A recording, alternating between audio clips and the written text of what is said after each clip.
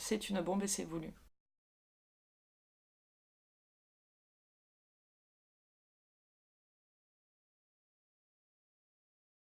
La maltraitance dans les institutions, ça ressemble à des enfants sur des seaux parce qu'il n'y a pas de toilette, nus, enfermés, recousus à vif, sans anesthésie, des décès dont les familles ne sont pas au courant.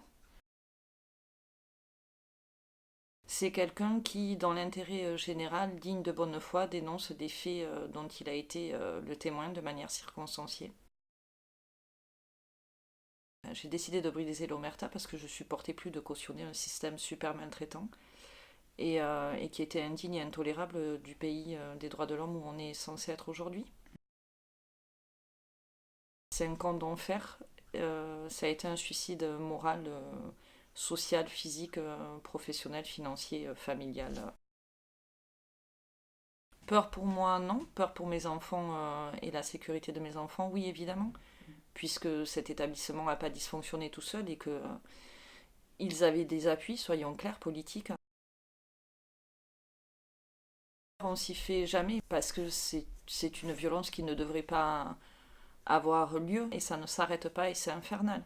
Et on a beau prévenir tout le monde s'en fiche. J'ai été élevée à on ne mord pas la main qui nous nourrit. Partant de ce principe-là, je me suis retrouvée toute seule. Le mensonge, l'injustice, la mauvaise foi et la violence. Et ça serait à recommencer, je ferais la même chose. Le seul regret que j'ai, c'est que les dirigeants de cette institution ne sont aujourd'hui pas condamnés. Ça peut être un défaut, mais je dirais mon obstination. Mon ex-compagnon, qui travaillait à l'IME et qui n'a pas voulu me suivre et qui a préféré cautionner. De plus avoir peur aujourd'hui de dénoncer ces actes de maltraitance dès qu'ils ont lieu. Et la maltraitance, c'est pas que des coups, hein, c'est pas que des bleus. Hein. C'est aussi des défauts de prise en charge, des paroles, leur parole qui n'est pas prise en compte et le fait qu'ils ne participent pas au projet de vie de leur enfant. Qu'ils s'entourent d'associations et de personnes compétentes en la matière. Le fait qu'ils ne brisent pas l'omerta, c'est continuer à faire perdurer ce système de peur et de répression.